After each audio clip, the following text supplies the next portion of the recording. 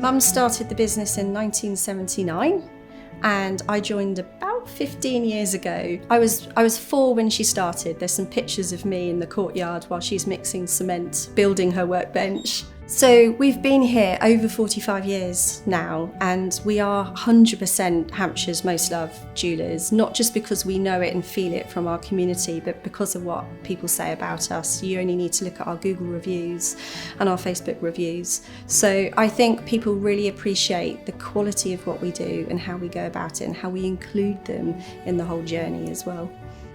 It started when I was probably 16, 17, thinking, well, there's a future, I have to work.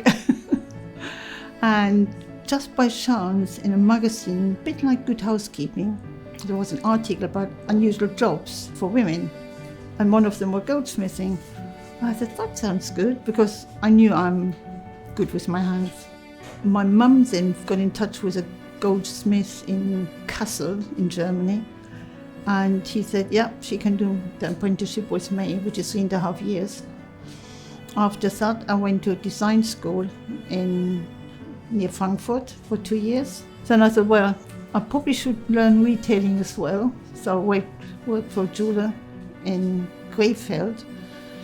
And meanwhile, I met my first husband, which is Mitch's dad.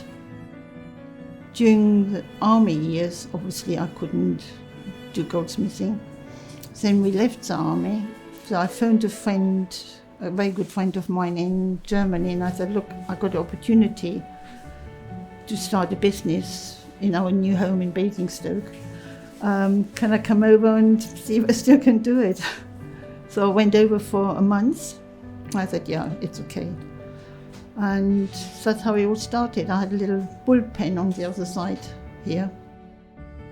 Mum was one of the first tenants here at the Vibles Craft Centre. It used to be a farm, and when the farmer died, someone at the council thought it would be a good idea to turn it into a craft and community centre. And she literally just had her apprenticeship pieces. I think her mum lent her £500. She built her first workbench. We've grown from there. Mum did really well and her reputation was brilliant, but she needed somebody to help with her, with all the work that she was taking. She couldn't be at the bench and serve customers at the same time.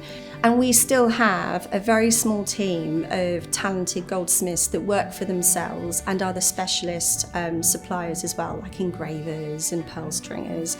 And we've got our own on-site goldsmith, so much of our work we do here. Well, Mitch, I could see from a young age she was very artistic. I mean, she just sits there, draws pictures to a really high standard. And I always said to her, Mitch, if you're interested, the business is there, but no pressure. It has to come from your heart. So she did lots of, well, she was in the army, and she worked for a bank in London, and then for an engineering company here in Basingstoke. And one day she says, Mum, I'm ready. So I said, right, you want to earn a lot of money.